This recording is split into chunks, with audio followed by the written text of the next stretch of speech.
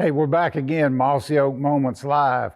Hopefully by now your freezer's full. You're tired of looking at trail camera pics. Not the case with me, but I can tell you this, we got tons of content coming up. And if your season ain't over, this will fire you up. Sit back and relax. Coming up on Straight Hunting, right here in our home dirt of Mississippi, we got Craig, the barbecue ninja. Now, I don't know if he's gonna cook it when he's done, but this hunt is hot.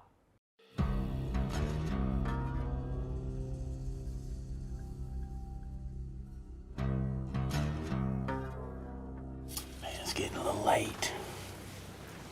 Man, those three does, they were there about an hour eating those acorns. I thought we'd see a little more with all these acorns on the ground. But we'll pan around. Oh, man, hey, bug. The bug is right there at that tree. Just left of that tree. Yeah, he's a cool, he's heavy. So, I get set up.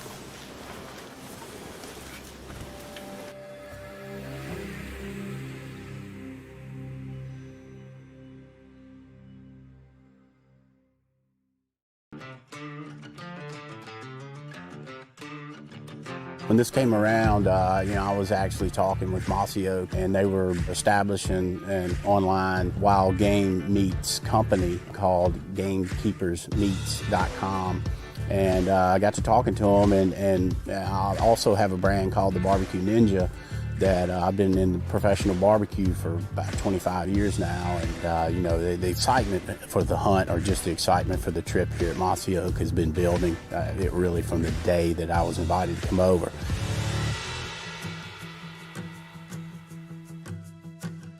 Tuesday afternoon, it was a nice day. We got in a ground blind that afternoon. The wind was great. It was right in our face, blowing in the big field behind us.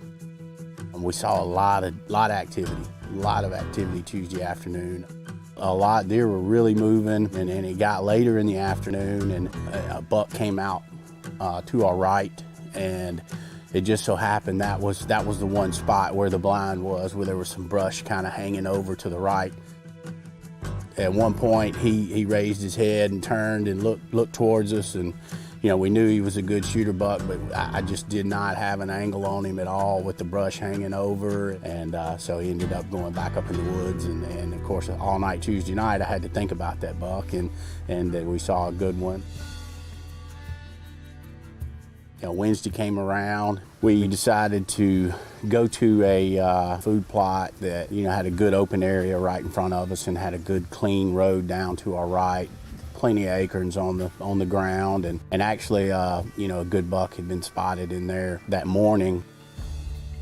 We got in the blind 2 o'clock and sat there, and about 2:30, wasn't long, 3 doe came out from our right and stayed in the food plot for a good long time, probably an hour to hour and a half, and they actually fed up to, gosh, it was anywhere from 5 to 8 yards in front of us, and we were trying to be real still. It's kind of one of those, you get towards the end of the day, and just kind of right there at the end, want to pan the woods with the binoculars, and sure enough, there was a buck. There's a buck. It's right there at that tree, just left of that tree. Yeah, he's a cool, he's heavy. So, I get set up. Yeah.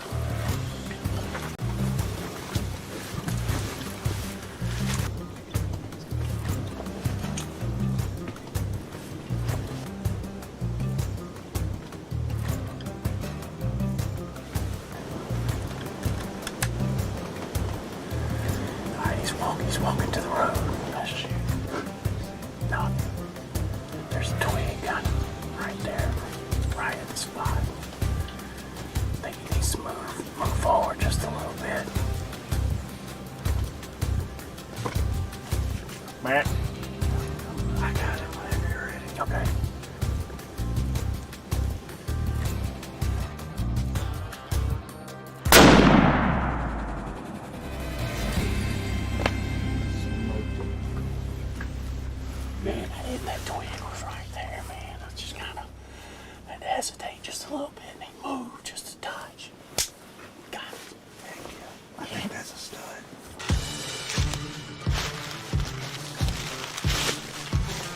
What about that? That's awesome, baby. That is cold. 1, 2, 3, 4, 7, 8, 9, 10, baby. That's awesome. Came over here actually to Mossy Oak Tuesday to cook some recipes for the Gamekeeper's Butchery, and you know, wanted to come out and hunt, and came out and saw some great deer for a couple of days, and of course this one came out, and he was the one that I wanted to go home with. So here we are.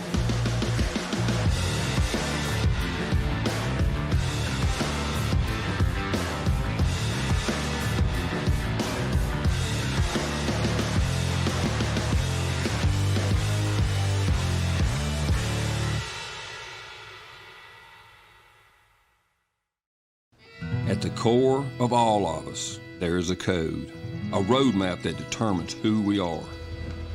Our code is written in early morning sunrises and the anticipation of opening day.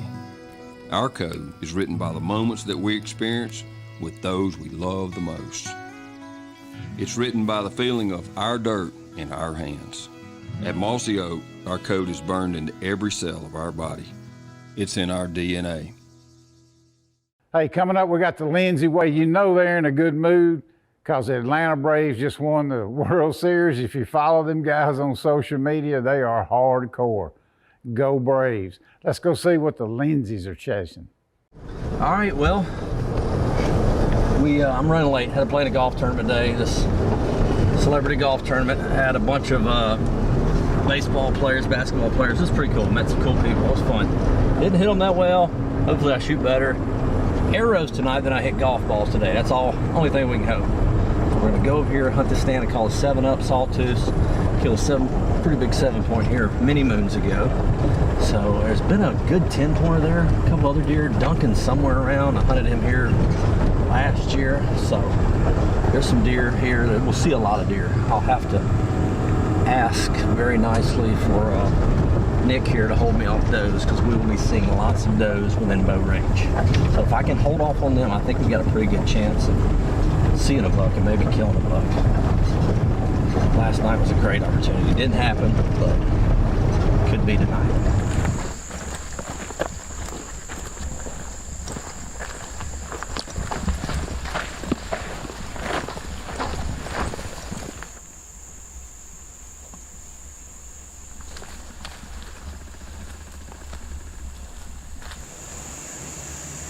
Buck came out an hour and a half before dark. It's a deer we came in here to hunt. It's a 10-pointer with a real short 2-4. It's right, unmistakable deer. He's been on a lot of these cameras and sawtooths. This is a pretty good size orchard, probably the biggest one we got as far as not being strung around the field edge. It's just in one spot. We gotta hope that it beats our way. There's no guarantee, but there is. We walked past a couple of big scrapes, fresh scrapes right here behind us. So hopefully he's in here.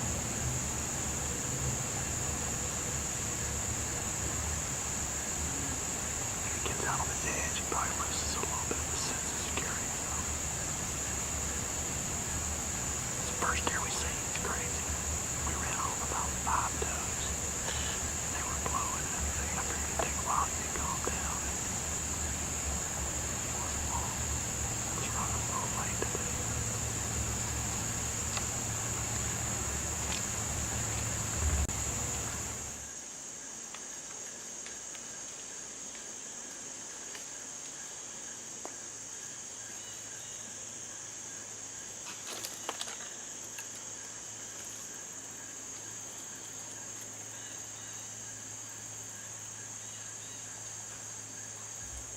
Just went back to eat.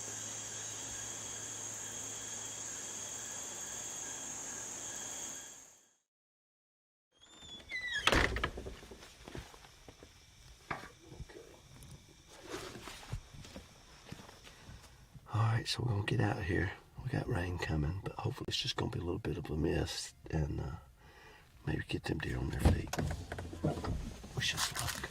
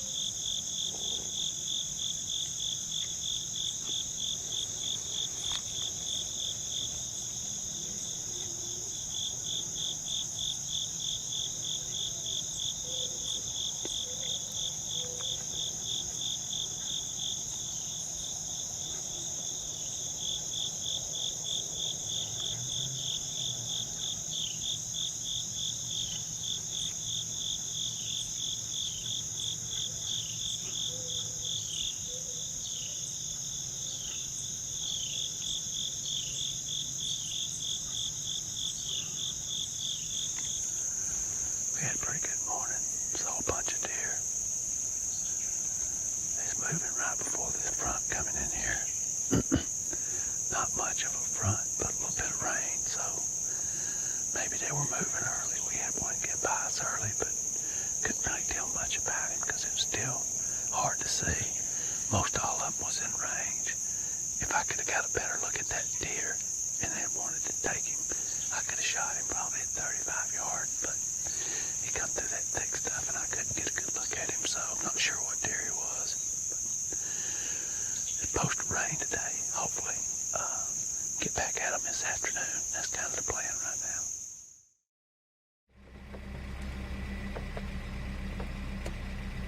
Ain't even paying me no attention. That's okay. Can make it big one. Alright, so a little rainy afternoon today. Got in here a little bit late because it's raining kind of hard. Probably should have got on in here, but honestly, I'd been out on tractor and I hadn't seen any deer. As soon as it let up, though, boy, they started moving. So we were coming in, we saw a lot of deer, especially in the sawtooth. So got in here, hopped up in here right quick. Had a little fall and run off. She probably seen us a little coming in. Got downwind of us, started blowing. Had another deer coming in here, but I never could find it. Anyway, we're up in these sawtooth acorns right here. Wind's out of the northeast, so it's blowing back across that big field. Probably about the only way you're gonna have to stand is that blowing right there, so it's a good setup. Just have to see how it is. Probably got in here a little bit too late, but it's gonna get dark early.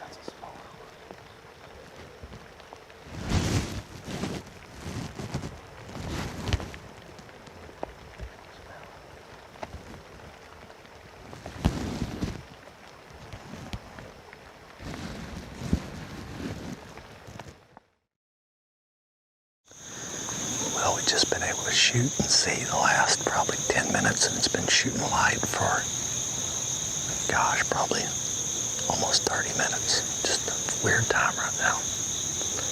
Just seen a mom and a spike. Mom and walked by our other stand over there. We can hear, it's so thick in front of us, it's a good understory, but we can't see that good unless they come pretty close to us, but we can hear a couple deer in there. We're looking for that sticker 10 or that big, huge bodied 8. I know both of them been coming through here somewhere. We seen the sticker 10 the other morning. My dad did too.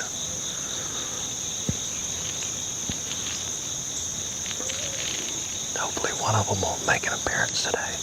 We got to protect mine and Nick's streak. 5 outings in a row. Mature buck. I'm a nosage. That might be a good sign.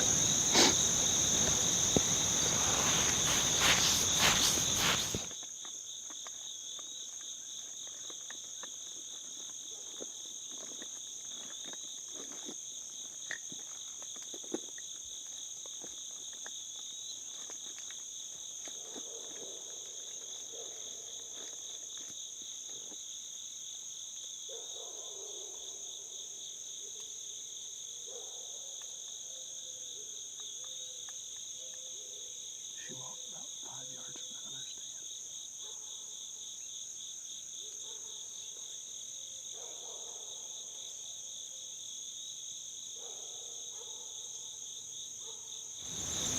Oh, another little big doe right there. If we watch a big shooter go right through there, I'm gonna.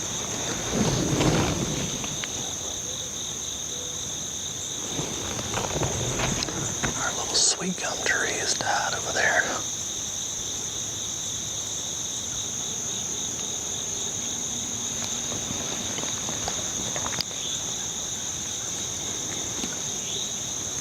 His stand is a little more of a funnel down there where he's at because it backs up to that lake, so they got to come a little closer. Right here, it's like Plinko, man. They come off that field, you don't know where they're going to go. And they don't know where they're going to go.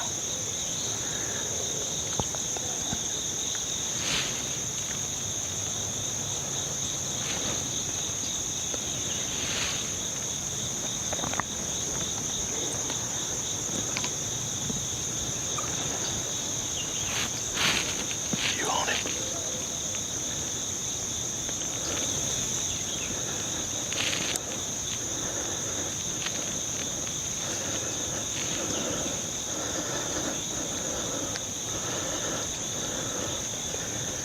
What?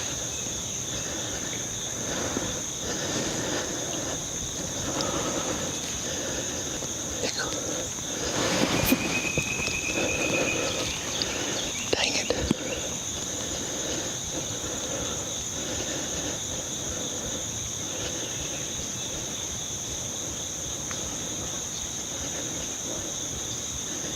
He's probably gonna smell us right there.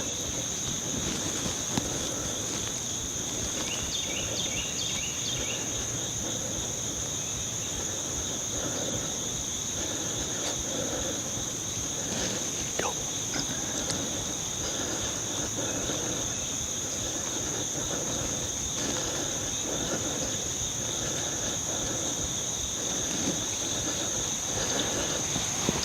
You good?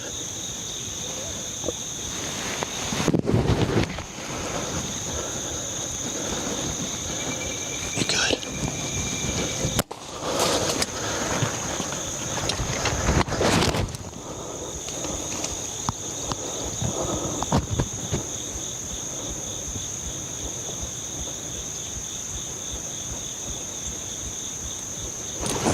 I don't even know where I hit him. That happened quick. I thought he was going to get by us. I had to shoot like around my bag. Wow, that's a big one. Yeah, that's a big one. I thought I seen blood coming out of his side, but I couldn't tell. That's a big deer. I know he's not real wide, but he is tall frame. Did you get him coming up through there pretty good? Yeah, I did. I should have shot him right there. I thought he was going to keep doing this. But once he got right here, I thought it was over. Yes. But I had to make sure you could see him right here. I mean, so close. Oh man, I'm anxious to see the hit, but I didn't even really settle in because like all my pins were on him. You know, I was like top ones in the lungs. I knew it was going to shoot a little high right there. But I was hoping I didn't hit him too low, but I definitely hit him.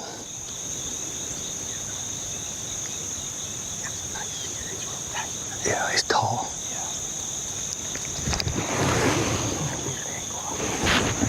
I'm glad you seen him because he was quiet as a mouse. I'm looking over here. And that's an odd spot for him to do, come down here and then go around.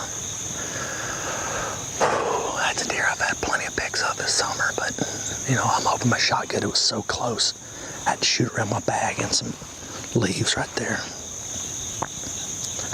I just hope I didn't hit him too low. He got real squirrely, like he was gonna fall right there. Did I? I was like, I shouldn't have missed him right there. I could have shot him with my recurve. Thank you, Lord. We needed that.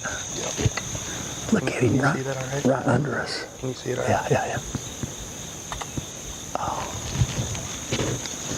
When I didn't know about my shot, but when he got in that opening right there, he like almost, I thought he was gonna fall right there.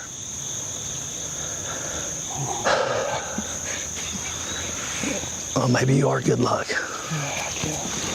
That was six in a row. It's unbelievable, really. That'd be good for Iowa, much less Georgia. Yeah, that tail tucked. Hey, we're trying to leave. All right, let me talk to Cash. Buddy, guess what? What? I just shot a big 10-point. What? Yes. The one that we saw last time? No, this is a different one. This one's bigger. Awesome, Daddy. You want me to show you where he was standing? Look, Yeah. see, here's my bow. He come walking right up through here. Oh, really? And I shot him right there. Here they come. Coming from the same way. All right, see you later, buddy. Love you. No. I love you. Call me on the way to school. Call me on the way to school.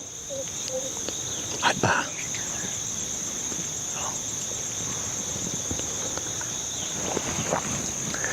Well, I would say it never happens like that, but we've had 6 hunts in a row. We've had a mature deer, probably within 50 yards. But that's the first one we've let an arrow fly on. He come walking up here. Nick, I was looking over here behind us. Nick said, big buck. As soon as I turned around, I see that deer walking right up that trail. It's an old trail we mowed with our veil. Last year, Dave came in here and mowed some trails, and I wore my veil hat. I was like, we got to change up something this morning. Thank God that was the good luck hat. And he come in right here. And I probably could have shot him slightly broadside, 25, 30 yards, but he was walking. And I said, let him come. I thought he was going to come right here and give me a perfect broadside shot. But he come right here. And once he got underneath these limbs, like he was coming straight to us, I thought it was over. I'm like, I'm about to watch this deer walk right under me with no shot because it's real thick behind us. And he decided to come right up in the path that Dave did mow about a month ago. That goes through this understory to get to our stand. And he kind of sniffed around where we were. I was worried he was going to blow out because of smelling where we'd walked in and dropping the bow, the whole shebang. And that gave us all the time we needed. Because had he not stopped, I don't know, that would have been tough. But he stopped right there and we smoked him. That was what we call top pin. We tried to figure out how far he was from somewhere between 3 and 4 yards. If we just watched that back, and I'm like shooting straight down. And I honestly didn't take my time because he was so close. I'm like, every pin I had was on that deer's vitals. No, well, I didn't. And you got, I've always said shooting down like that, you're going to shoot so high. So I tried to lower it a little. That slick trick tore him up. He jumped over there, and when he got about 30 yards, I was like, man, did I hit him low? I know I hit him. I heard it hit him. And his back end kind of wobbled, and he just bounce. And my guess is he fell over there by that dead pine tree. Somewhere in that region. It's kind of been just a weird morning. The Verizon towers were out, so I had no communication. I didn't know if Dave was hunting. Nick and Kyle were up, who knows? And I get down here and felt like it was just weird. And Dave's phone was out, so then I started researching it when I got the Wi-Fi. But you never know with something like that. You don't know if it's some type of cyber attack or what. Saturday and Sunday and seen, 3 deer total, I think. But Sunday morning started our good luck streak, and that was just meant to be. Good Lord, seen it fit. A deer, he's not real wide. He's probably 15 inches wide, but he's tall. He's got some tall 2s, 3s, 4s, the whole shebang.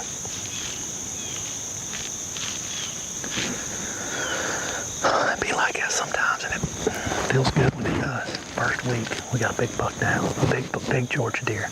It's going to be one of my bigger ones ever with a bow. Heck, I mean, he's Pope Young. He'll be a net Pope Young. I haven't killed too many of those in Georgia. Yeah, that's a good feeling.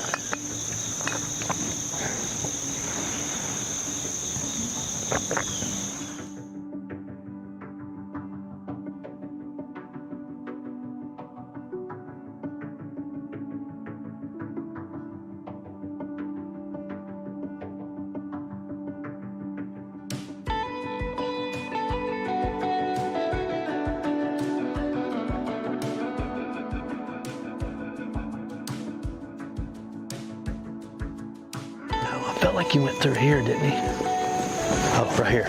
Yeah. That's funny. I was like, I felt he went right here. All on that tree. See this blood now?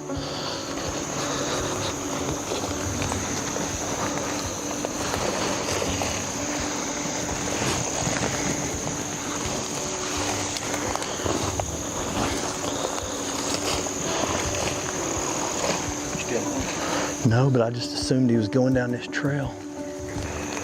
He could have veered off to the left or right. Yeah, right here.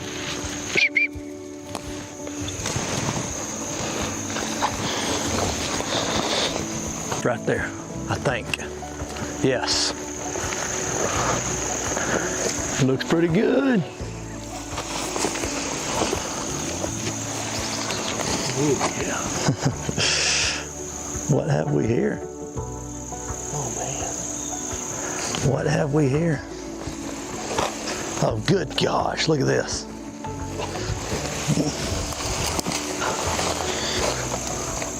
Man, it was just hard to see. Dang, he is good. Oh, he's got a 5 on him. Yeah, baby. Ooh.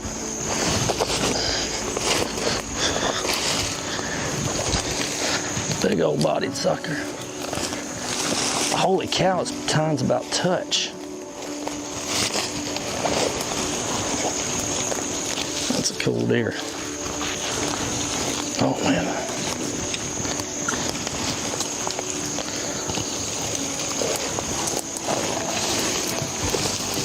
Good tines all the way around.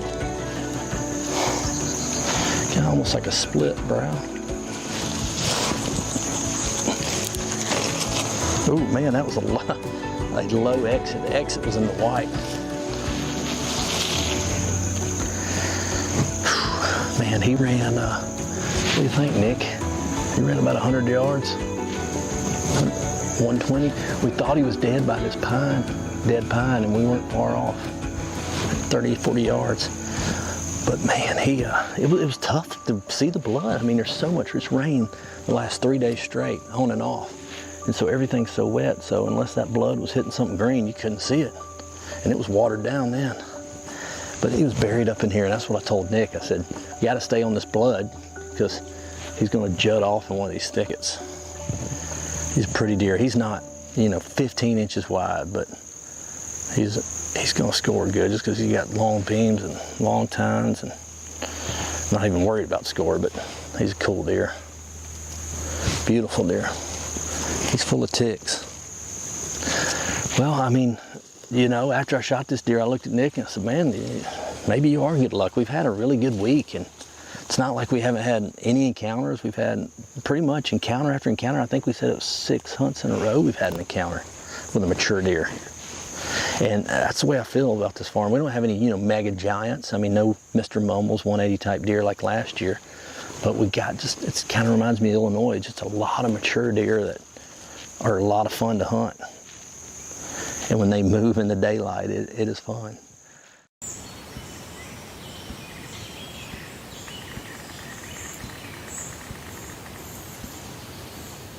I'm 15 feet up off the ground. I got my bow in my hand. I'm not making a sound. I'm just waiting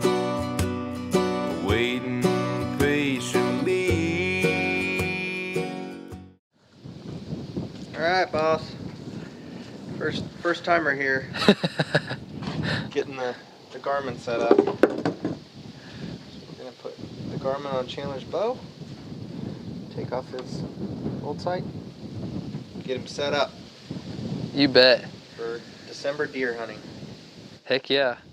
Use pin to shoot target. Use to adjust brightness. Brightness is good.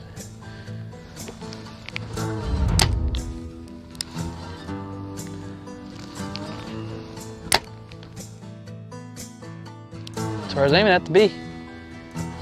Bingo. It's all set up. Ready to shoot a deer now.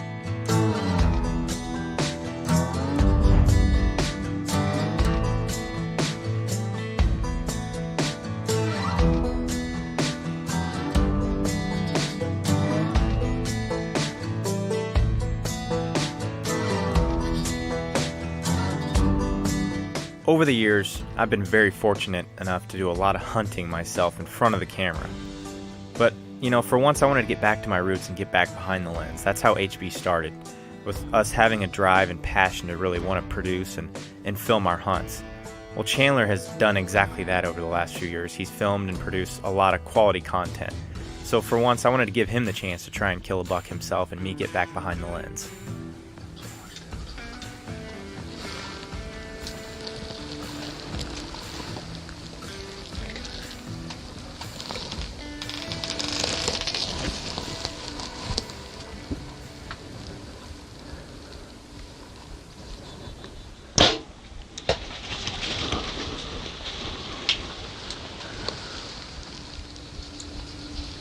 Is it a little low? Or is it perfect? Am I just bleeding good? Yeah, she's bleeding good. Sweet, we did it. Good job. We did it. We broke the curse.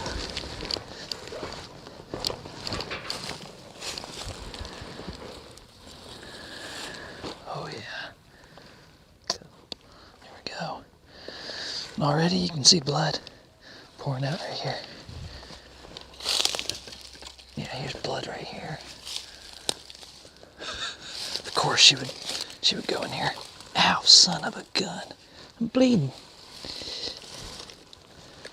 Oh my gosh, a bunch right there. There she is right there, I think. Yeah. She didn't go far at all. Goodness. This doe is giant. I don't think I've ever killed one this big.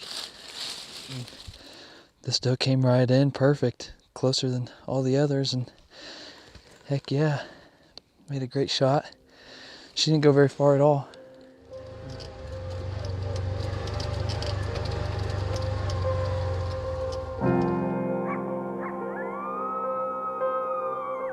So Chandler had never really killed a big buck with his bow. I wanted to hopefully help him fulfill that goal. Our plan was to go after a buck we called Rebound. Rebound is a buck I have years of trail camera history with, but very few encounters in person. He's a buck that tended to show up later on in the rut and early on during the late season. A buck that was old, has a big frame, and is one that was going to be tough to outsmart.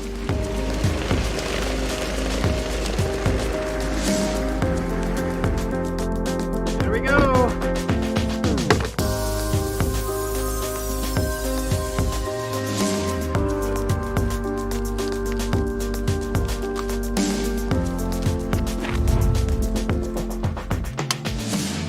It's November. Oh, it's December. It's December now. December 3rd. It's December 3rd, and me and Sean came up to the farm, and Mike, Sean, and Rex were gracious enough to allow me to come try to kill a buck. We got a couple different ones that I have the option of killing, and we're just hoping that one comes out here tonight. We came in and mowed some corn really quickly before we came out here. So we'll see how it goes. It's like 45 degrees, so it's getting a little bit cooler than what it has been. So hopefully they'll start focusing on food and come on through.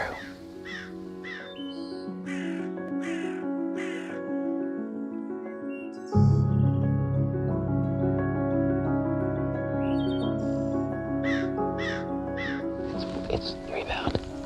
I see him. Holy crap.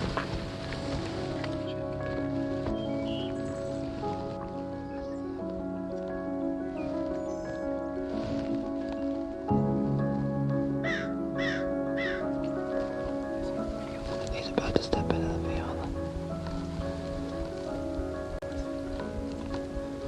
Gosh, he's such an old looking deer.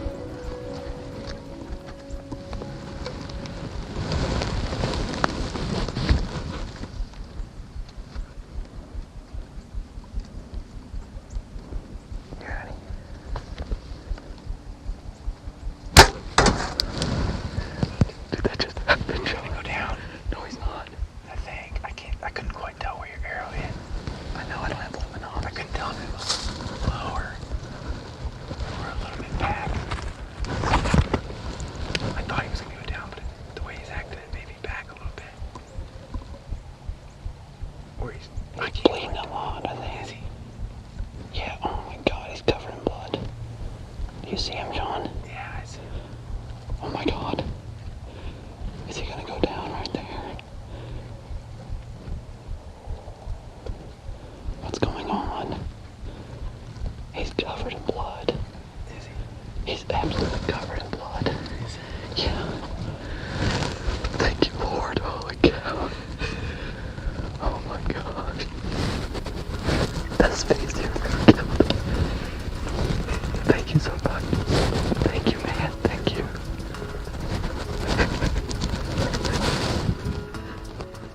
Even though I was beyond ready to get in there and get my hands on Rebound, we concluded that it would be best to leave him overnight and trail him first thing in the morning.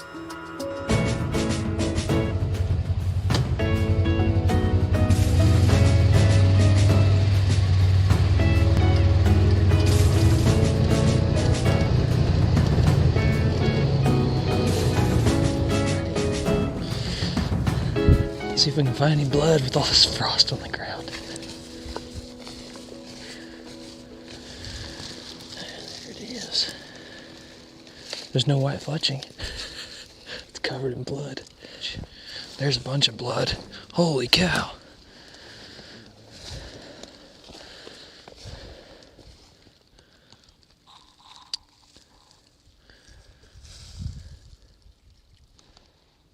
Oh, he's right there.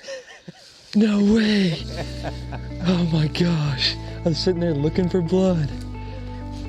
Oh my gosh. You didn't even tell me. Oh my gosh. Holy cow. I'm speechless. I don't know what to say. Thank you so much, Sean. This is the biggest buck I've ever killed. I'm just so excited to even have an opportunity to kill a deer like this. Yeah, he's an awesome deer. Yeah, he was like 12-inch spike on this right side last year, and yesterday we just were talking about him, and Sean was like, oh, we need to get a new name for him because, you know, he's not half rack bub anymore, and Mike's like, oh, Rebound or Comeback, and so we chose Rebound and had no idea that he's going to come in. Thank you so much, Sean. This is awesome. Oh my gosh. First big buck with my bow. I mean, this is crazy.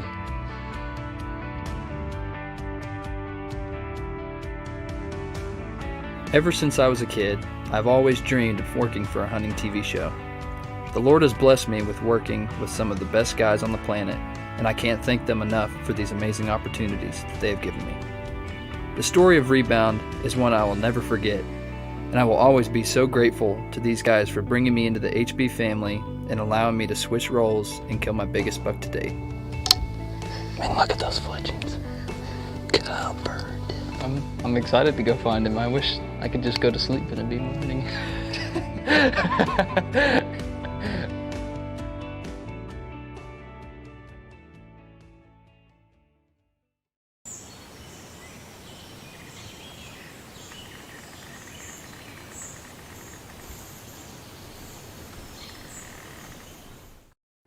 You know, the first time I heard a deer grunt, I was in Mississippi and I thought it was a hog. It sounded like a hog to me. My brother also heard it too. So I kind of thought about it, but until the first deer call I ever saw was made by Eli Haydale. It was a little clear plastic thing about that long.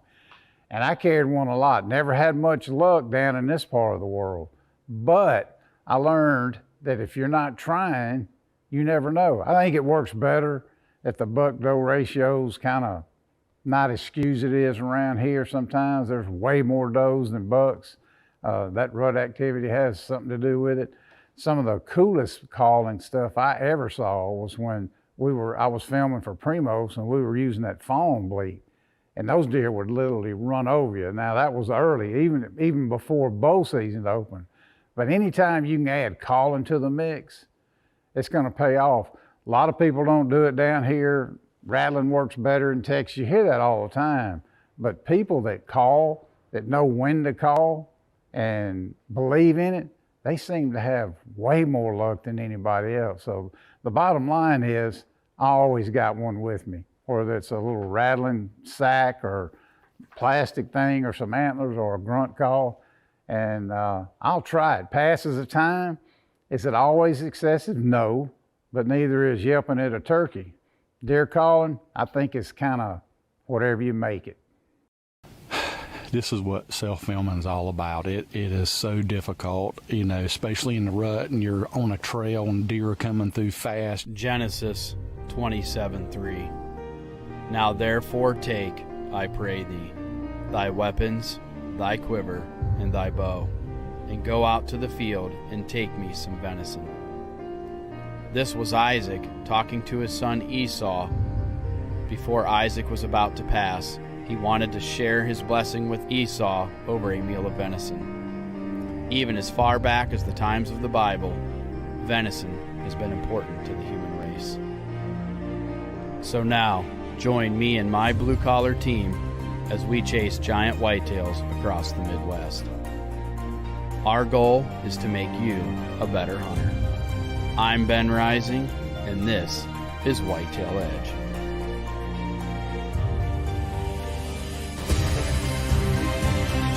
Thank you, God, Jesus Christ. This amazing dream. Yeah, baby. I'm about to go lay my hands on probably the biggest buck I've ever shot. I just smoked the sheriff. Yep, he's going down, sis. Beautiful buck. I couldn't be more happy to take him back home to Indiana. There he is. Oh my gosh. I just smoked a giant on a Black Widow mock scrape, baby. Yes, yes.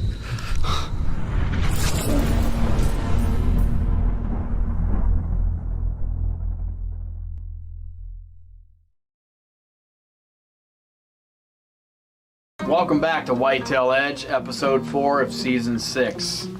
We're going to be following along this time with Chad Spangler, the guy I call Big Bear. He wears a size 14 shoe, so that tells you why I call him Big Bear.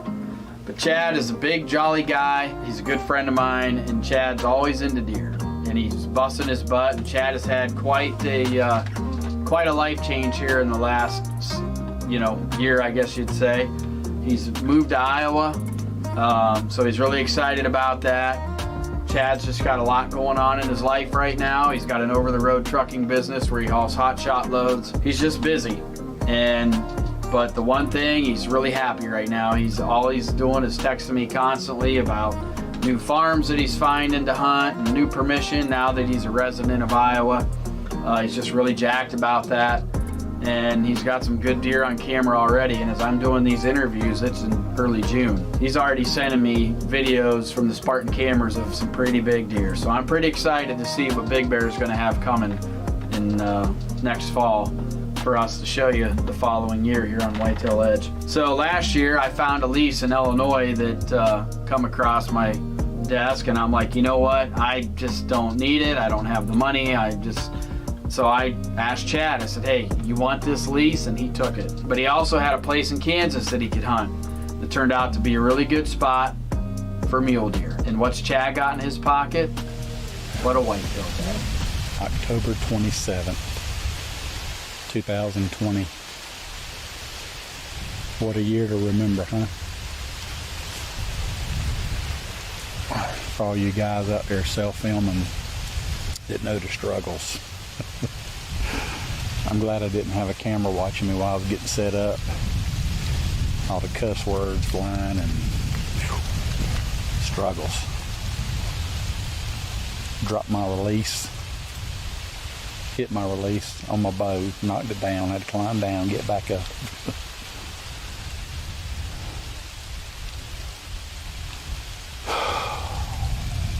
We're in the land of Oz today. It's my second day hunting. We're on a bunch of big alfalfa fields and a main draw that runs right through the middle of all the fields. And I got a Spartan camera up here, and I made some black widow scrapes all around this edge here. 10-pointer. He looked to be mature. Checked his scrape last night. And we've got a good sunny high pressure day today, and I'm hoping that he will check this scrape again this evening. It's about a 52-yard shot, but super confident with my new Prime Black 1 HHA Tetra. 50 yards is no problem, so maybe we can let old Mega Meat fly down range and see the devastation of it. It's a lot of work that goes into this self-filming. Man, there's trails everywhere. The snow from last night, deer all over this field. When I came in to freshen the scrape up, there was actually about 10 mule deer bedded just right across the ditch here. It's an absolute stellar of a day. It was like 8 degrees below zero this morning. That's too much for me. Absolutely too much. It's kind of put a dampener on me hunting, just to be honest, trying to pack through the snow and everything else. It's just a lot of work. But you're all hunters, you know the deal. You know the stupid stuff that we do to get out here time and time again, and all the cussing. I ain't never doing this again. This is stupid. Why I keep doing all this, kill a deer. And we keep getting after it again. Just the drive in us. Gotta have drive. I'd have to say probably 90% of deer hunters are athletes. They have competed in some kind of sports in their younger years of life. It just takes a different breed to do this. It's a game. That's all it is, a game.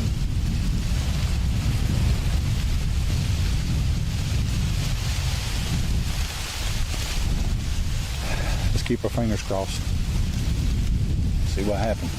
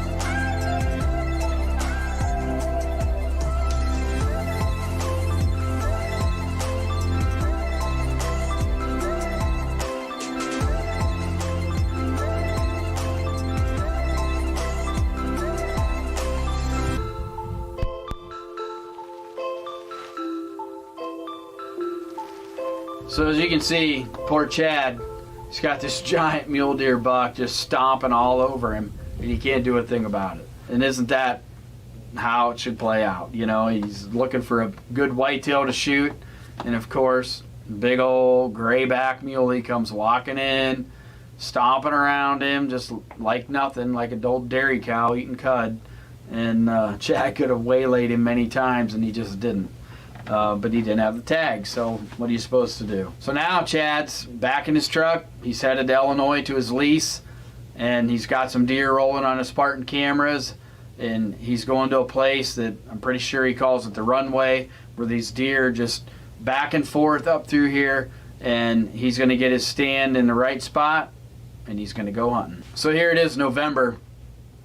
Chad's in Illinois. The 3rd is the red moon. And here it is, the 2nd. And I've talked about this before. Those days preceding the red moon on the moon guide can be awesome days also. It's already in the process. Chad knows where he needs to be. And, you know, when we work for a living like we all do, you got to hunt when you can hunt. So it always can't be revolved. Your whole life can't be revolved around, you know, what the moon guide says or what the weather's doing, or, you know, sometimes you just got to hunt when you can hunt. And this is what Chad's doing. You know, it's November. No matter where you're at, the deer should be doing something. So, you know, he's taking that into consideration. He's got time to hunt, so he's hunting. So I forgot to bring my saw. And I got one limb that's blocking me from shooting behind me. So I'm going to take my pull rope and see what's up. Pull a little long ranger on them. Close. Close.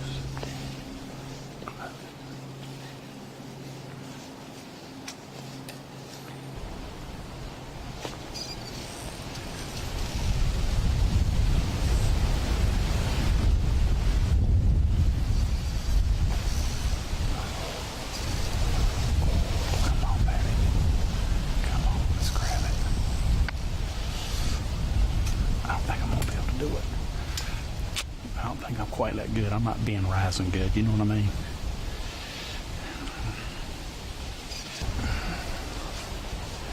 I got on it. Oh my God, I'm so close.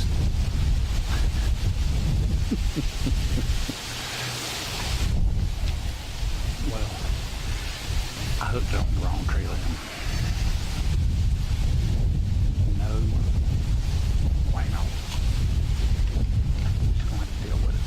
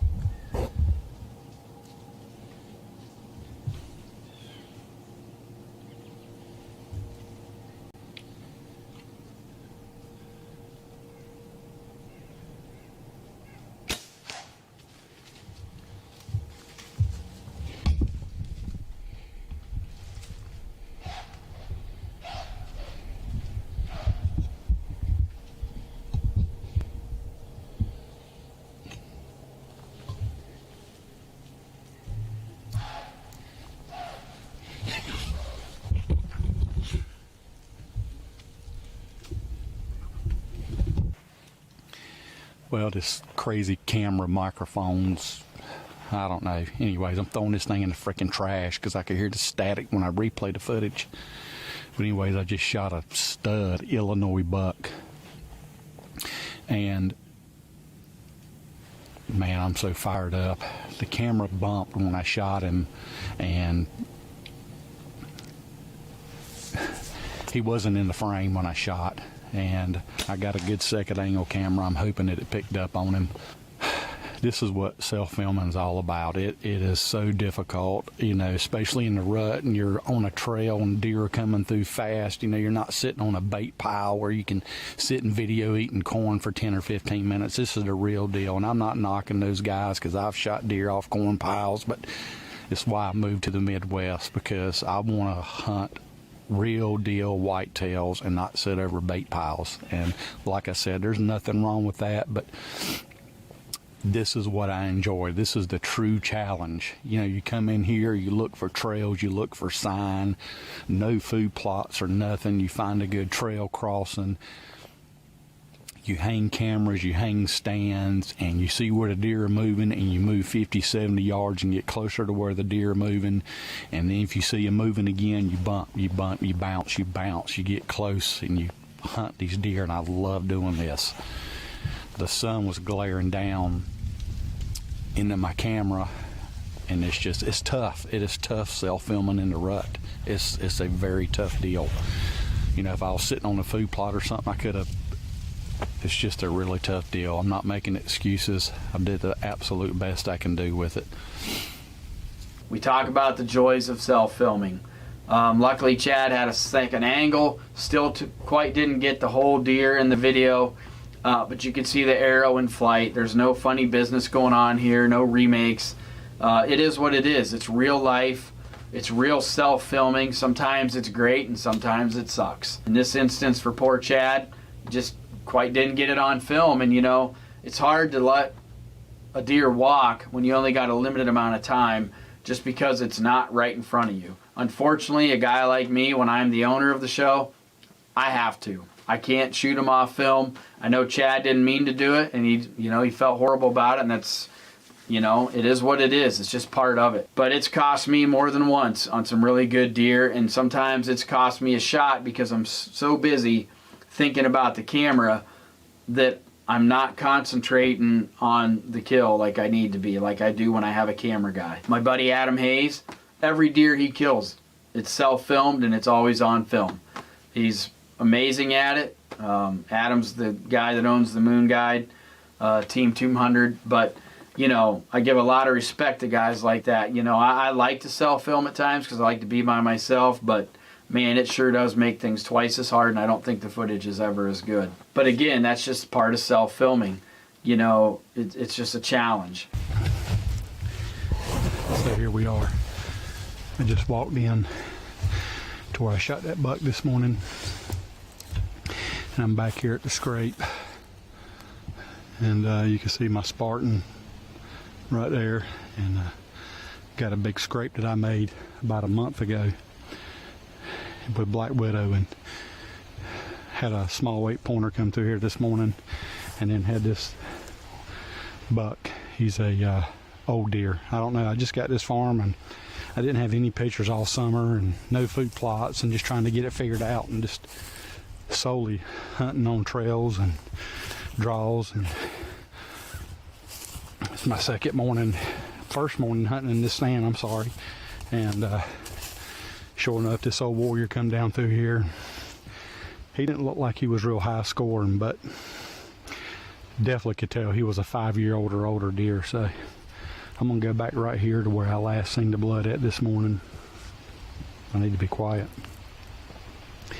And we're going to pick up and see if we can't find something.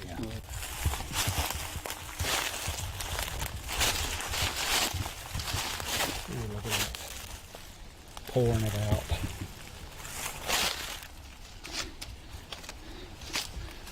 Ooh, pouring it out.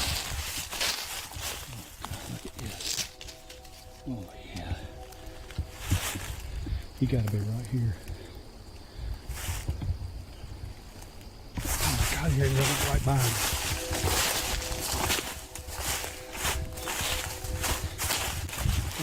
Look at that stuff.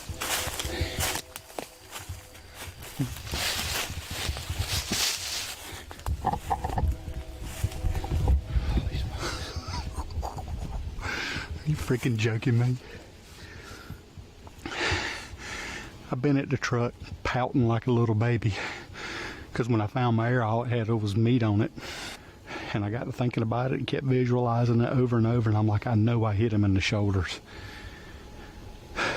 Sure enough, here he is. Got that mega meat, tore him up. Look at the Mossy Oak joker. Man, look at the neck. Holy smokes.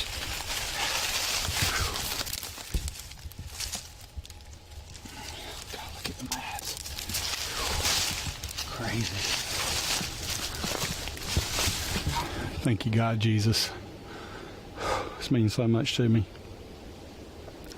Means so much to me. I've worked so hard by myself, no cameraman hanging stands.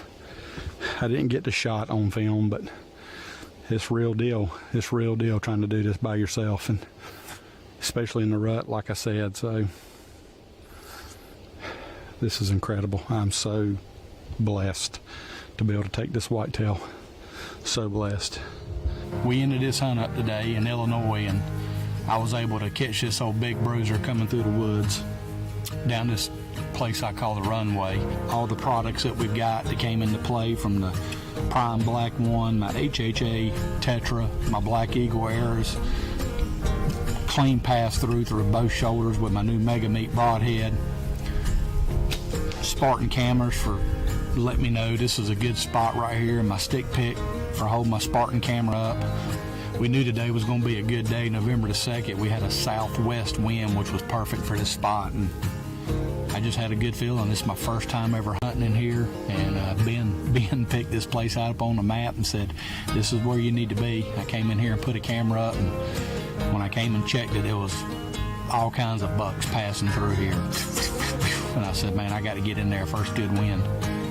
And we did a little rattling and grunting with the black rack and extinguisher, and here he come off the ridge. Come right down through here and check this black widow scrape I made in the summertime behind me, and good stuff, guys, good stuff. So I'm just very, very grateful and honored, and thank you, Ben, for this opportunity. Thank you, Jesus Christ, my Lord and Savior, for this opportunity to just come and do what I love and to be in the woods. And so here we are in this, early part of November. And this is the time that, calling works really good. As you can see, Chad, he just rattled a little bit with his black rack. Obviously this deer was somewhere in that timber, and he got his attention, and that deer came right up through the runway, giving Chad a shot opportunity. This reminds me of a hunt a few years back. I think it was 2018. I was in Iowa hunting some public ground and a little bit of private. And in fact, it was this big deer right here. I called this deer in. We'd seen him once, and you'll see in this footage, we'll kind of replay this hunt again. But I'd seen this deer once in the morning, and we was actually on a really big deer. I mean, a huge typical buck that we were really hoping to get on. We seen him once. We called that deer in too, close to us, but he ended up seeing a doe down in the hollow at a distance, and bam, he was gone right on the real thing and out of my life forever. Never seen him again. This deer happened to be there still, and we were able to get on him like 2 or 3 days later, and in this early part of November.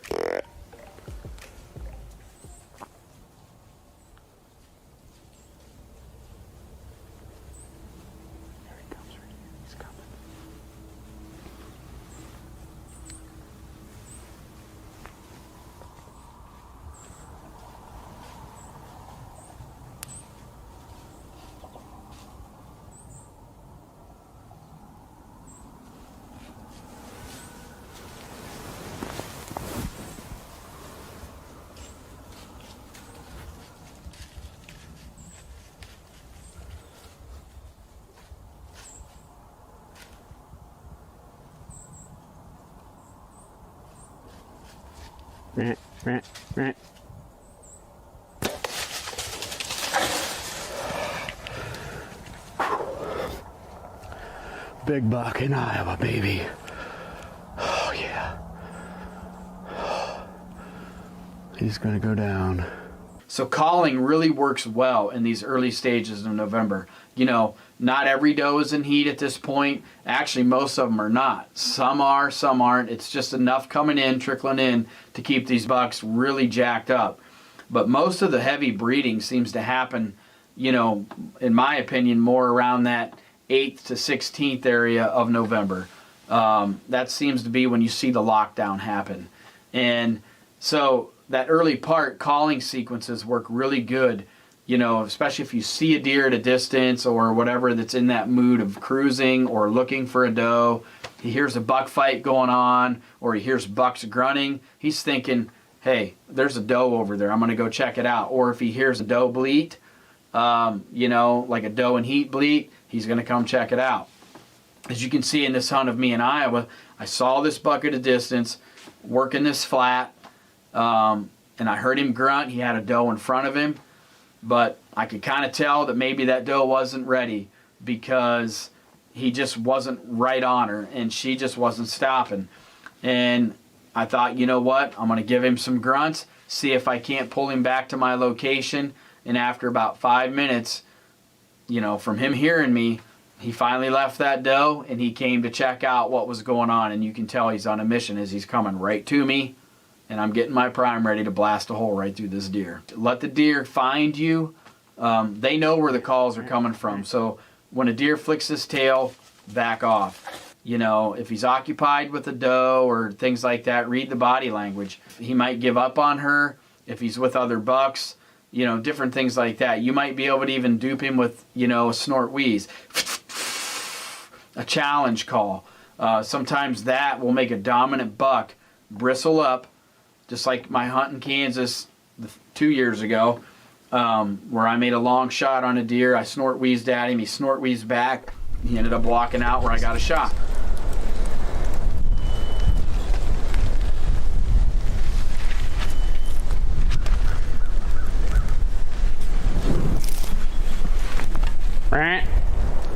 Yes. I smoked him, dude! Oh my gosh! Shaven?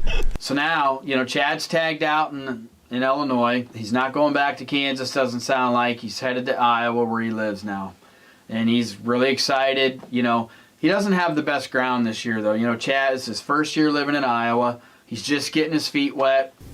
It's November the 13th, 2020. We're in Iowa. I just got my residency this past Saturday. And I set this stand one evening. It's a nice 2-year-old 12-pointer. Crazy genetics. I just been looking for property to hunt. And I've got enough property now that it's no problem, but I've kind of lost some really good days looking for property. I had to fly to Raleigh Wednesday to take care of some personal business, and I flew back in last night. I don't know how, but I overslept, and a good-looking buck walked right by this stand this morning. Imagine that.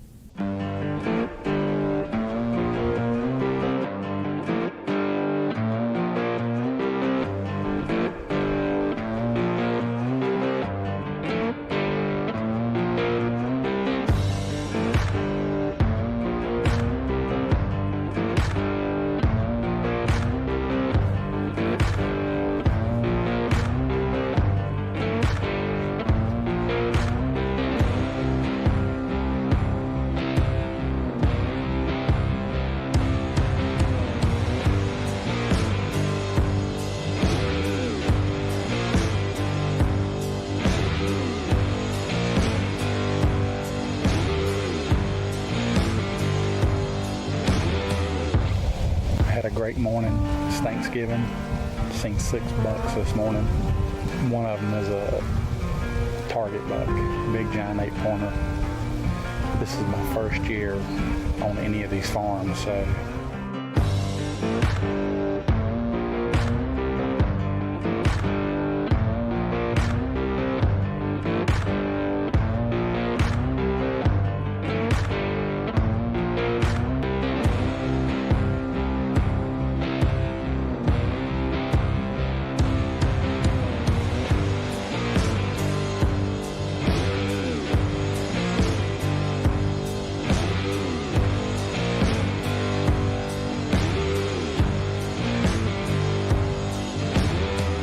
Buck I seen came within 25 yards of me this morning but him.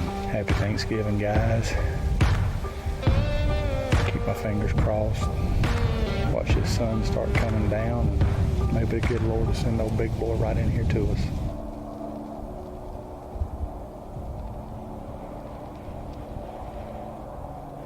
You know, Chad is his first year living in Iowa. He's just getting his feet wet. He's got a few spots to hunt. But he even told me, he's like, you know, I got a few good deer here and there. He's got a really big 8-point he'd like to hunt. It's getting late in the year, and he's like honing in on this deer. He kind of knows where he should be, but, you know, he just can't quite get on him. And he can't quite find a real big deer on some of the other farms that he can hunt. It's a learning experience. It's actually part of the fun. I guess who wouldn't want to just first time in a spot kill a giant? But I think for Chad, you know, grinding it out, learning these new farms, the excitement of it is just enough for him. You know, he's having some great encounters. He's seeing a lot of deer. He's learning what these deer are doing, and it's all information that he's packing right here that he's going to be able to use to his advantage next year. Being able to verse yourself with calling techniques and knowing how deer react can really up your game. And if you watch Whitetail Edge at all, you can tell how many deer we call that we kill, especially in the rut, by using calling techniques, you know, with the illusion systems like the extinguisher and the black rack, paired with black widow deer lures and scrapes and cover scents, and, you know, it's just a system that's unbeatable for us. So I'm really big on it, and I hope you'll try it because I think it'll up your odds in the deer woods. So hey, thanks for watching the show. Like I always say, without you, the fans, we are nothing. We thank our sponsors again. Without our sponsors, you know, we can't put the show on. So we try not to sound like a commercial with our products, but here at Whitetail Edge, we do only use what we feel will truly help you out there to be a better deer hunter. We try to use quality products, and we try to just promote what we truly feel will help you. So follow along next week, episode 5 of season 6, right here on Mossy Oak Go on Whitetail Edge.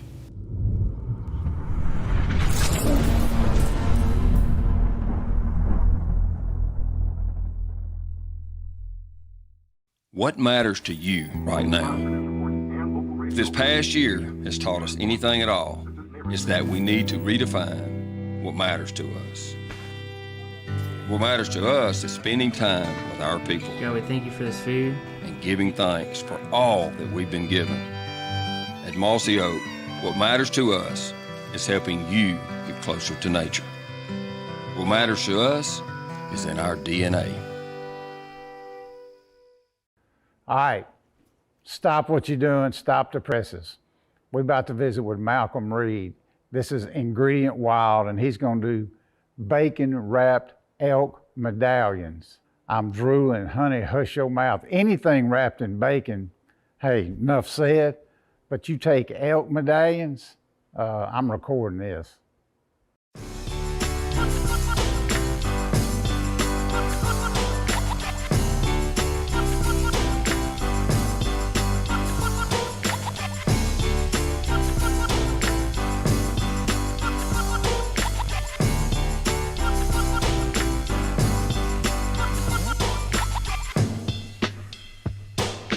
Hey, Malcolm Reed here from How to Barbecue Right. I'm hanging out down at Mossy Oak, West Point, Mississippi. Today I want to show you how I cook some Mossy Oak Gamekeeper elk medallions.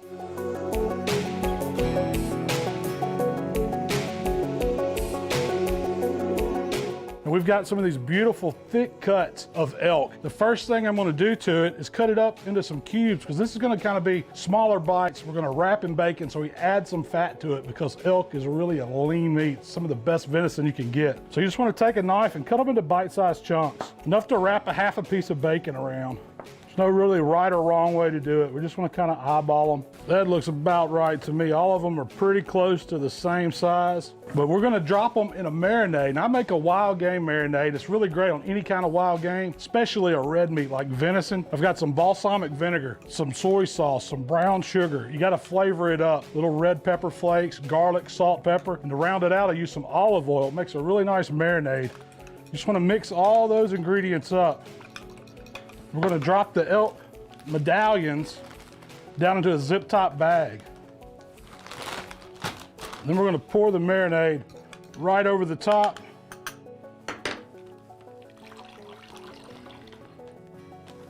We're going to get all the air out of the bag.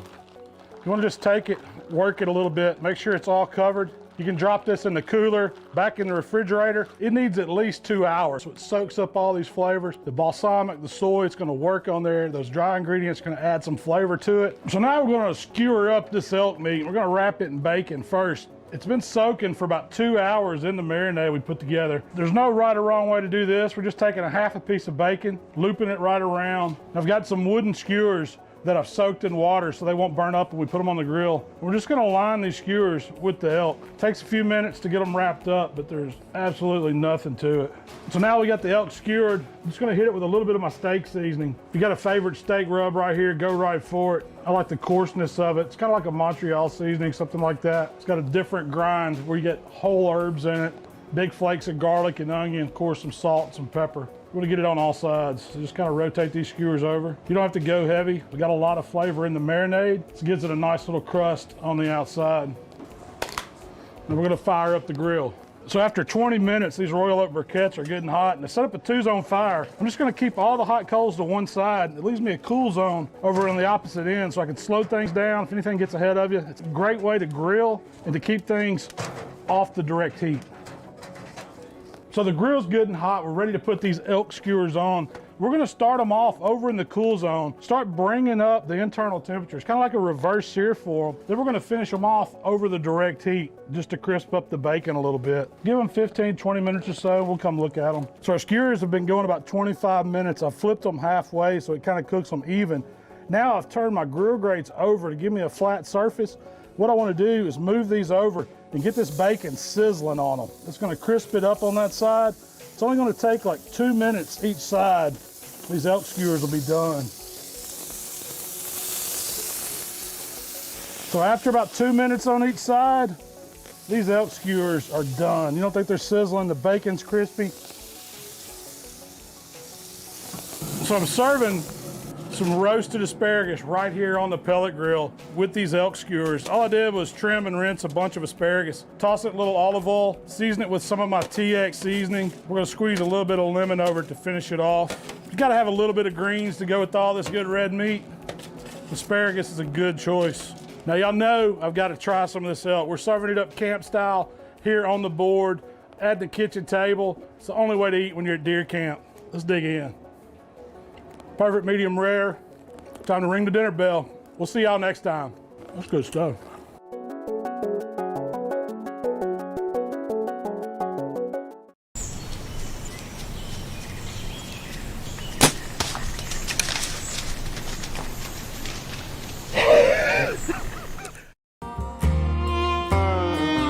Another cup, another tank of gas. One more road sign I just passed. Looks like I'll be just in time to see that sunrise in the blind.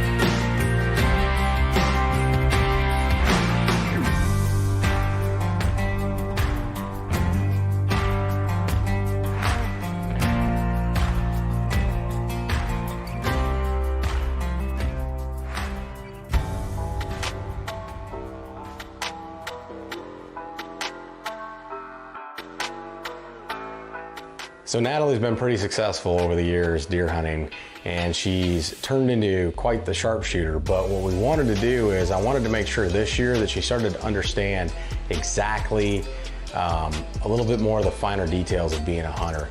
And so that started with knowing how to play the wind. When we are hunting, we try to get the wind blowing towards us, not towards the deer, so they can not smell us and they don't get scared and run away. So I wanted to explain to Natalie how to play the wind when it comes to deer hunting, and it was no easier tool to do that than the Hunt Stand app. And the Hunt Stand app has a feature called the Hunt Zone. The Hunt Zone shows the wind direction, and it shows the area in red that the wind will blow or is most likely to blow. That's the area that you don't want your deer coming from. So when you set up a stand or a blind, the idea would be is to make sure that we know by placing it there that our wind during certain wind directions will be blowing away from the deer instead of towards the deer. My first year deer hunting, it only took me one day to get a boy deer, and it was a really good shot.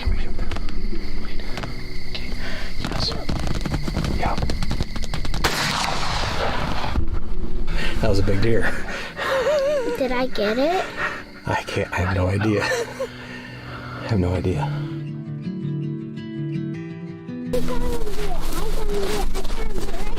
Last night when we were looking for it, we walked right past it, and I gave up because I was getting too tired.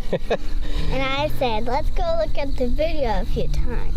And then we saw that I hit him. The next year of deer hunting, it took me a few days to get the boy deer that I was hoping to get.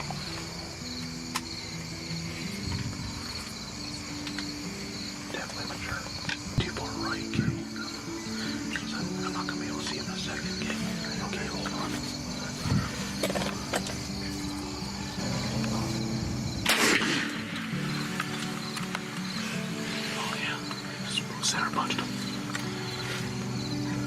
Well, what do you think? You're gonna clean him? Skin him? What? Well, that's your job, though. You shot him. You gotta skin him out. My first years of hunting, I got some pretty good boy deer, and this year I was hoping to get another good boy deer, or maybe even a girl. So we got to know this farm pretty well last year. And what Natalie and I found out is that it's an alfalfa field that's surrounded by tall grass natives. And these tall grass natives have these draws in it, and the deer like to bed in the draws as well as in those tall grass natives. This year was going to be a little different though. Because those tall grass natives were in CRP, they were released because of a massive drought that we were having in the county. They were released to be harvested for forage. So without those tall grass natives this year, we were gonna have to depend on the alfalfa field that we were hunting. Now, it's always really drawn the deer well to it. And you'll find that when it comes to green browse, whether it's a plot that's intentionally planted for that purpose, or if it happens to be an agricultural hayfield like this one. This one is a hayfield, it's alfalfa for the intended use to be harvested for the cattle. However, it does do a great job drawing those deer right to where we want them. Before I went hunting, me, my mom, and Kurt and my little sister, we were scouting and we saw some pretty good deer. Pretty good buck. Come here. Whole group of bucks, 3 of them. Right there. Right there. See him? Oh yeah. Straight out in front. Shot him pretty good. That one on this side. Yeah. That side. Yeah. It's bigger. Yeah, I think the one in the back is definitely the biggest one. I think the one on this side is the best. Ooh, the one in the back. The one in the back is the one on the heat. Bristol. Are you helping sister find deer? Are you trying to look for some? I don't know if it was him or not, but it was a good deer. I don't know what deer that was. That deer's a big deer. Yeah, and then you see him and you say shooter. That's all exactly. Yeah, Is exactly. that the one Natalie said she wants to kill? Yeah, I think it's the same one we saw the first last night. year. Well, yeah, last year we saw him the first night. He showed up. Yeah. So, all right, Natalie, we'll go. Natalie's got a friend that she's gonna have a sleepover with. So, For the second time this month.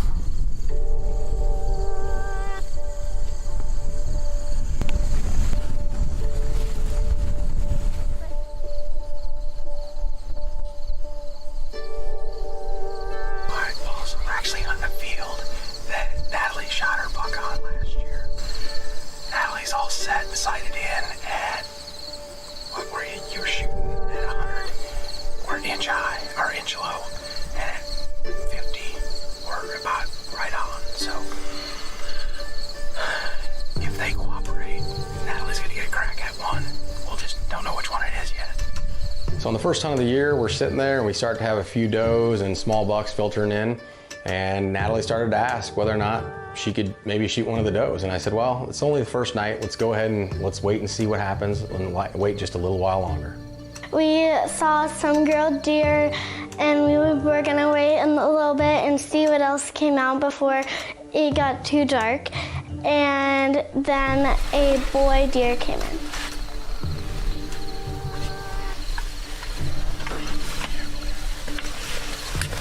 So as the night progresses, out steps a really nice 11-pointer. And it was a good deer, got us excited, and Natalie decided that she was gonna take a shot.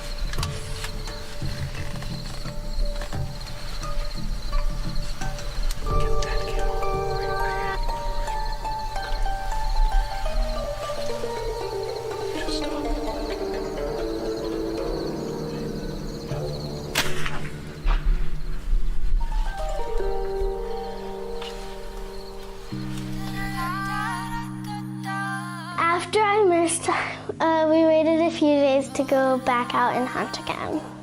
So the day came that we could hunt again, and I got a text message from Ian. A new buck had showed up on the farm. In fact, he'd walked right past our blind. He was a good buck, but we weren't exactly sure how good a buck he was.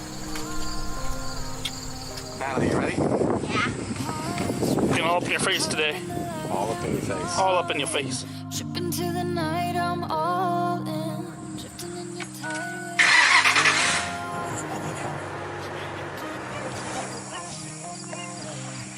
Well, Natalie's eating, which, if you ever hunt with Natalie, you gotta bring lots of snacks, right? And the deer usually work from left to right. They might come from right in front of us, but the wind's perfect. We were just looking at on stand, and just like Saturday night, about 3 days ago or so, the wind is in our face. The deer should be in front of us. So, as long as they do what they've been doing, hopefully she'll get another crack at one. There's a bunch of good bucks out here. So the weather conditions looked awesome. It was literally set up perfectly for us, and we really expected that we were gonna see some good deer. But for whatever reason, the deer just didn't move like we thought they would. They waited until a little later in the evening to move. We didn't see any deer for a while, and we waited for a long time. And then Kurt saw this really big boy deer to the side of us. So I caught movement to the left of the blind. I looked out the window and I saw a great buck, and I got super excited. I thought, this has got to be the deer that we saw on the trail camera.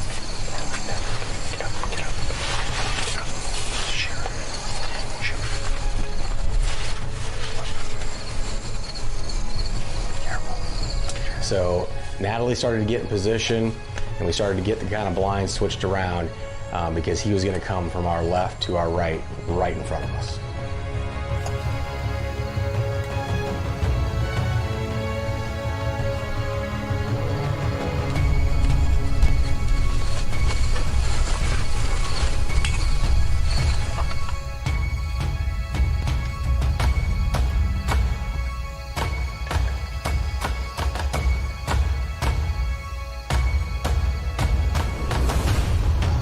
As as that buck made his way in, he just kept getting closer and closer.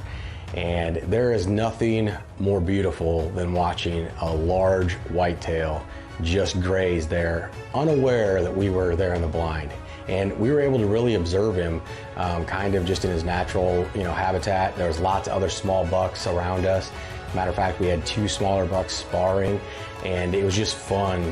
What an amazing hunt, being able to be on the ground 45 yards away from a buck of a lifetime.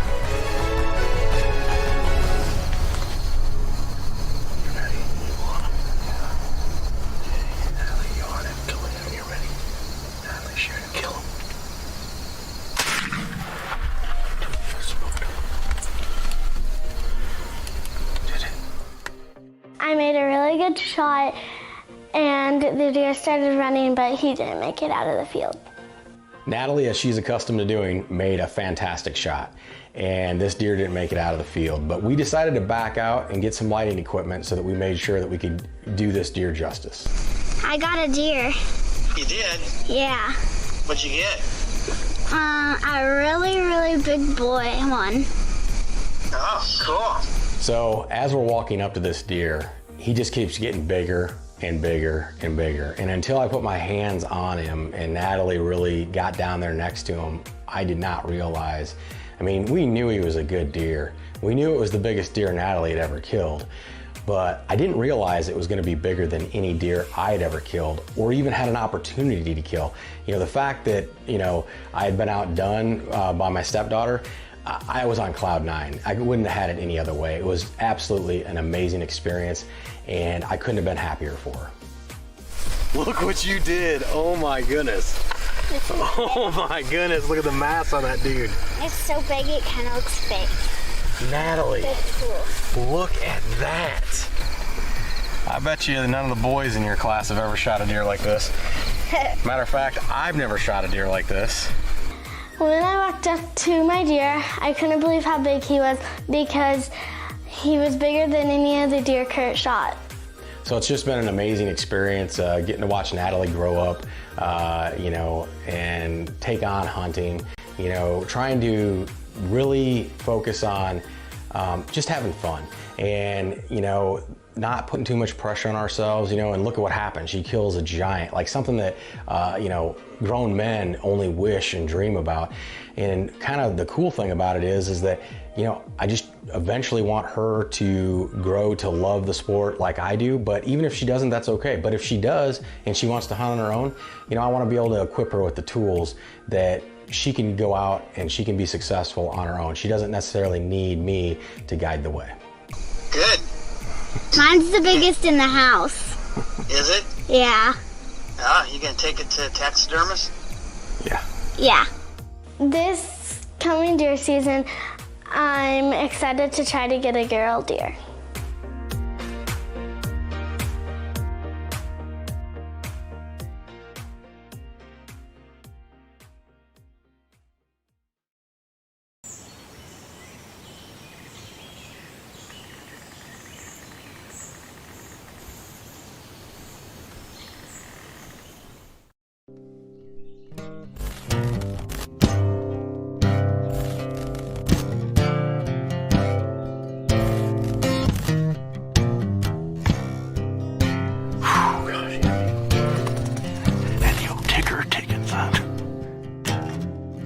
I'm but a boy, though I own a heart as old as coal. Searching for something in the forest where I stroll. I'm out here 'cause I got nowhere to go. The open air and the trees known to soothe the poorest soul.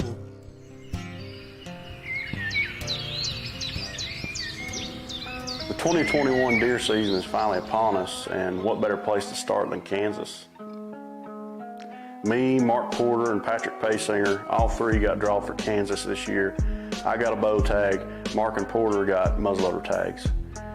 We headed up during August, early August, to get our Browning set out, get our 4S put down, and just see what kind of bucks we had on the farm. We got this little draw right here. Fence right here? No, it goes back a little bit, but we've never been back in there. Yeah, we need to trot back in there real quick. Yeah. So, all right, we're a little 80-acre piece here, and as you can see, it's just great. The fields kind of grew up. You've got this transition of a wood line coming on the left and the right side going back, and there's a bunch of old rubs coming right through here.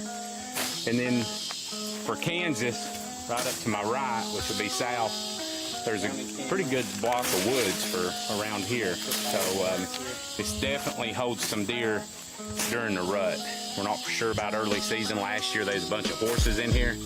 Doesn't look like there's any, so we're clearing this out, going to put our brownies up, put some 4S out, and hopefully we'll get some bucks on cam.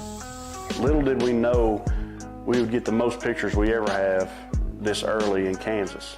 At this one spot that we call the shooting house, we were getting multiple mature bucks in daylight pretty regular. So my plan was, when we were up there in August, I was getting things set up for the November rut. That was the time frame that I wanted to go up and hunt. But we started getting these pictures, and the possibility of me killing a deer early in the year was getting more and more better. So me and Mark devised this plan to head up. He's got one deer he had in mind that he wanted to shoot, and I had multiple deer that were coming in that I would shoot, and I would be happy to take back to East Tennessee. Well, today is opening day here in Kansas. We elected to sleep in this morning and hang out. We watched Mike Rowe dirty jobs all day, bored to death, chomping at the bit to get in the stand. But me and Porter are gonna go in here. We both got our weapons. He's got a muzzleloader tag and I got a bow tag. We've got several shooters coming out to this spot where we fed up, and we're gonna get in here and give it the old college try and do our best. So we're gonna get up here. It's about 4 o'clock now. Every picture we've gotten has been from 7 to 8, so we're in the hot seat tonight, and we should have some luck. So let's get in there. All right, it's about 6:30. Me and Mark been sitting in the blind. We got in here super quiet and got set up. The plan for tonight is we've got some bucks coming out at 7 o'clock. If they come in, I'm going to shoot them with a bow. We've also got a big mainframe 9-point that we're calling Kicks. He's coming in at about 8 o'clock, which is still legal shooting line. And if he comes in, Mark's actually going to grab a CVA and he's going to shoot him. So we've got an actual legitimate possibility at a double out of this blind tonight. So we're just sitting tight, making up game plans of, if they come in a certain way, how we're going to do it. I'm going to have to stand up. So we've got this rug in here now. It makes it real good and quiet. Cozy. We're excited. The anticipation is killing us a little bit, but it's fun. We're in the woods and we're hunting, so we're pumped up.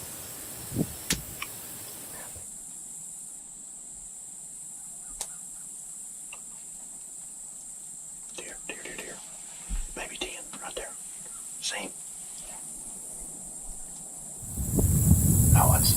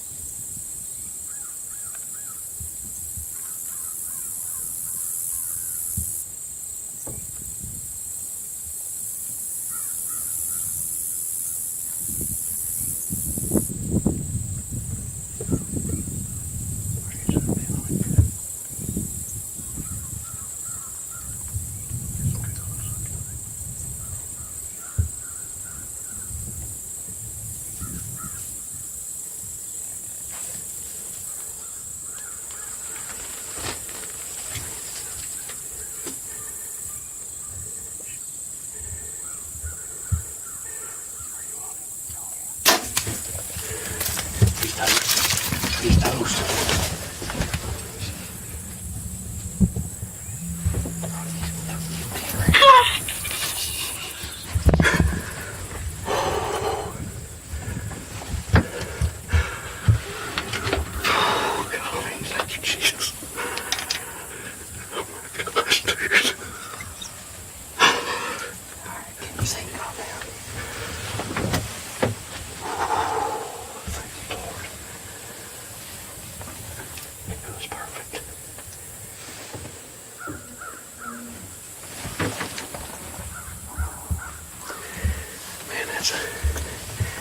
That's a childhood dream of mine. I'm just a Tennessee boy. I'm up here in Kansas. We had the baby 10 and another buck that's been running with him. They literally came in running. I got up on the edge of my chair. 7:01. They were in here last night at 7:02.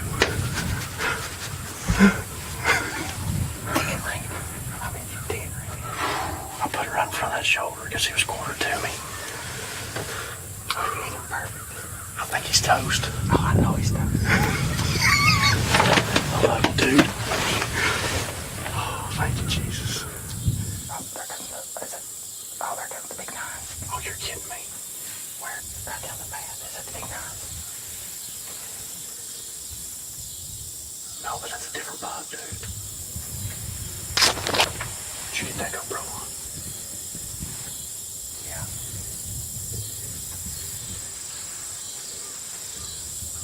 I'll take it, man.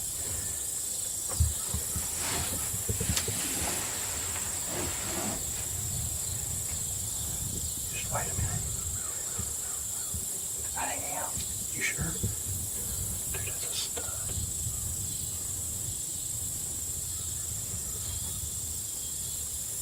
Ain't got no kicker. Are you sure? He might have rubbed it off. He's out of velvet. I'm still gonna shoot him. You on him? Right, yeah. That's double throat badge. Are you on him? You want to let him turn broadside first, though? If he'll turn right there, I can shoot him right in the shoulder. Alright. Ready? Yeah.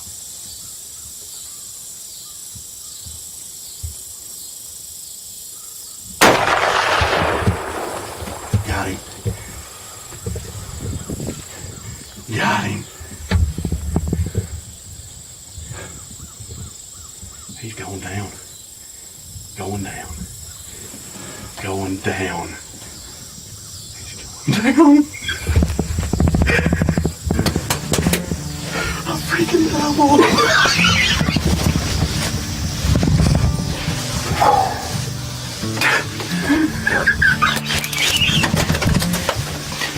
Who's ever heard of that? Freaking double. 2 10 points together. Oh, body hurt. Oh, fast.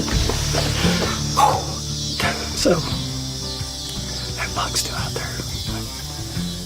So, I don't even know if that's a buck I wanted to kill, but he's a dang toad. So, we kept getting these pictures, like he said. They're coming in like an hour apart. Oh, he literally just shot his buck 12 minutes ago. And we're sitting here, we just switched the mics out. And I looked up and I said, I see a buck. Then here come another buck, right there, Buck Lane. Double. To Kansas. Open day. Open day. You can't make this up, dude.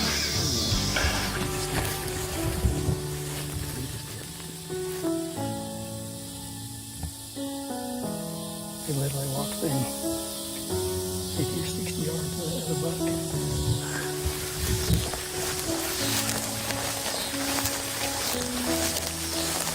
Right here.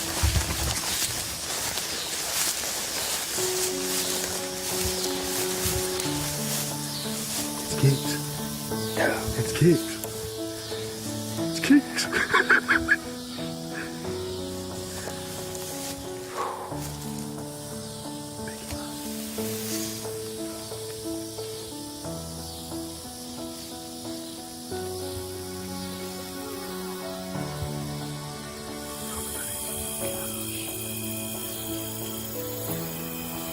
Baby 10, man, I dreamed about this.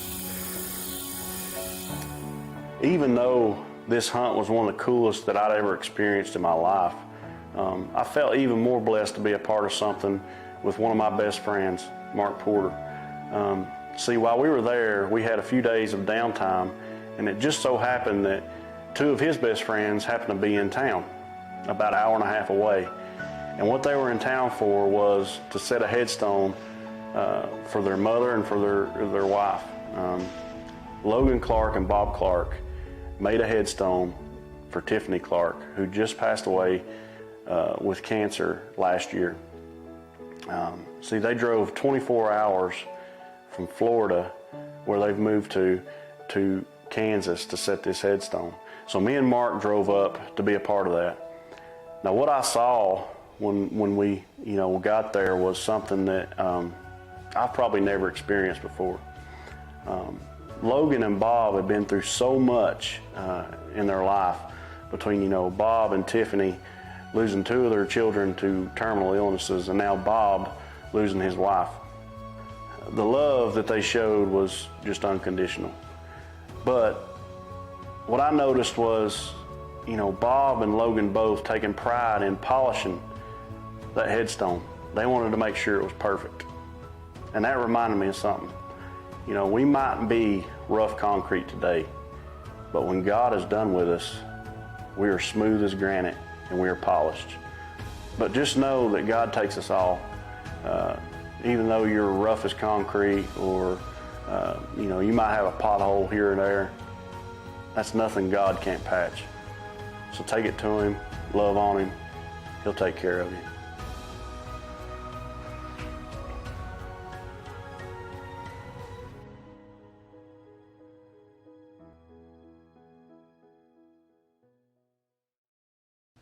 At the core of all of us, there is a code, a roadmap that determines who we are.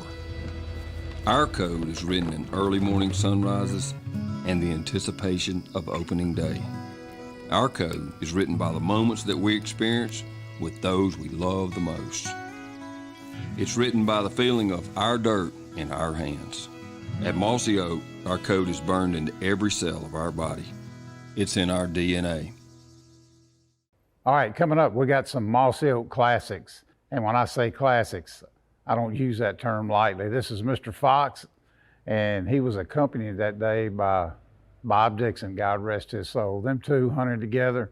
Bob was as great a deer hunter as he was turkey hunter and loved hanging with Mr. Fox. Y'all soak this one in.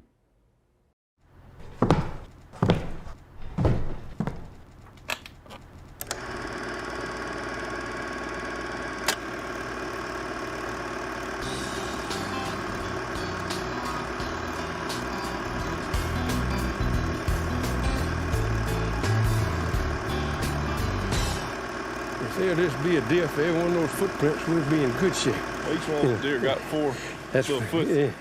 It's a great stand, the byline. Byline looks good. They've really been nipping on it. Well, look, the wind's perfect this afternoon. That's right. And you don't get to do this very often. That's right. And look, so I'm counting on you. All right, and I appreciate it, because I don't like to hunt by myself anymore. Get a good friend to go with me.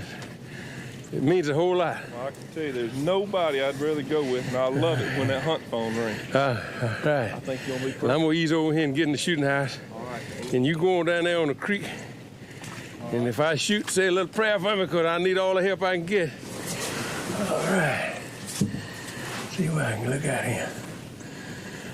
Okay. I believe we're going to be all right this afternoon. Wind's right. Got a field full of the prettiest biological you ever saw. And tracks like grandma. All we got to do is sit here and behave myself.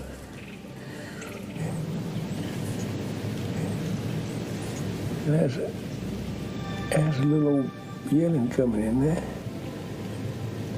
Yeah. I tell you what, I believe that's a little old nubbin horned buck. He just comes getting him a mouthful, easing this way. Well, maybe some of his ancestors will come on in here in a little bit. Yeah, let me see, I believe. Yeah, that's a little old Spike. He's enjoying some biologic. Looks good. No, look at there's 3, 4, 5. Man, I believe we're gonna be all right this afternoon. Hey, look at them, got the heads down. All right, that's good. They don't smell me. Everything's good shape. Yeah, there's an old doe. Look at that long neck rascal. There's another nubby buck. And there's another little nubby buck. And then I can't see anything else. I believe those two little doe yelling. They don't pay a bit of attention to me in here. Wind's right. They just busy on eating. Everything's gonna be all right.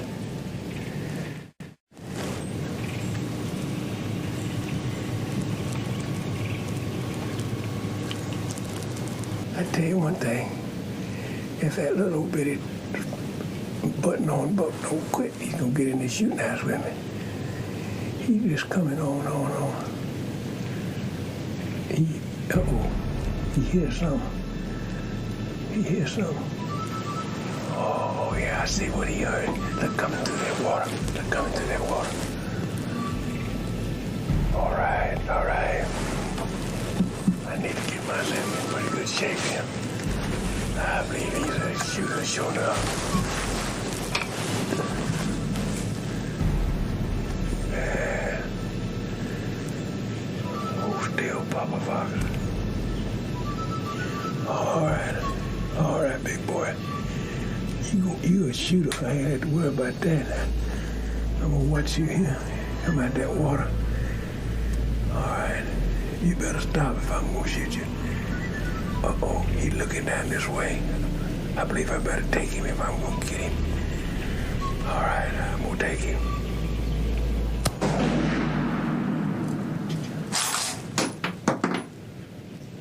All right. I tell you what, there ain't no fool like an old fool. And I bet you old Bob Dixon heard that. I hope he's saying a little prayer for me because I need it. All right. I believe I can get out of here. Stand out here and wait on him. I know he'll be on here directly. All right. Whoa, it feels good standing up here and stretching. He's out here where I can go wait on old Bob. All right, I think I got him though. I know Bob Dixon heard me shoot, and I don't want to have to stand here and whittle this stick down to a nut of it. I know he's going to come on. I need to go look after my deer. And I don't need to go by myself. All right. Look, but it's sounding. All right, let me throw this stick down and let me tell you about it. That scoundrel was right down there about that dirt pile. And I think I made a good shot on him, but I think we need to go out across here and see if we can find that scoundrel. I'm gonna tell you, being Episcopalian, I was saying all those prayers, that kneeling and standing up, it took me a little longer to get here. All right, that's all right. How about whittle a stick down waiting on you? Going on. He's right through here. Yeah, his tracks going this way. Yeah, notice how his old, big old wide track he's making. I believe we're gonna have him. We'll go around the water, but he went through it. And that's when I got concerned, the way he went through that water, that I lost him. Oh, yeah. He scuffled around there. And, I believe we're gonna find this dude. Yeah, I believe that. Yeah, he's gonna be a bit. Here, look, see, he's making old big wide. Hey, look at him. All right. I believe you hit him perfect. Yeah, I believe I got lucky that time. Look. I got. What a buck. I'd rather be lucky than smart. There you go. All right. Look at him. I don't believe you went 60, 65. No, he didn't go hardly any distance. I thought I'd got lucky and made a pretty good shot on him. Yeah. 243, put him right in the ball. That's right. What a beautiful rack. Yeah. 1, 2, 3, 4, 5, 6, 7, 8, 9. I wonder what he was doing when he broke that one off. Well, you reckon? Based on the way the side of his head skinned up, he may have been having a little tussle match with him. I believe he had a buddy out there. Absolutely. Of course, maybe he won. That's the reason he's chasing those old does. Mr. Fox, he just come right out there in the field with those does where they're eating on the biological. Well, you know, we had one little yelling right in front of us about 15 steps, and we had 4 or 5 more does behind him. He could hear this deer coming through the water. And there was 3 does up there where he was, and apparently one of them must have been in heat. He came, busting through that water and came out there, and he looked at him and made a fatal mistake of stopping. And when he did, that was all I needed. You did your job. Well, congratulations. Thank you. I don't know about you, but I never get tired of it. I don't ever get tired of it. So excited. If I make it to 100, I don't think I lose my enthusiasm. Let's see if we can get him out here. Let's drag him over here so we can load him. All right, here we go. What matters to you right now? If this past year has taught us anything at all, it's that we need to redefine what matters to us. What matters to us is spending time with our people. God, we thank you for this food. And giving thanks for all that we've been given. At Mossy Oak, what matters to us is helping you get closer to nature. What matters to us is in our DNA. Hey, and just like that, another week of Mossy Oak Moments. Hope you enjoy the Mossy Oak Go app. You know it's free. Hey, we'll see you right back here in 7 days. Go get in a tree stand.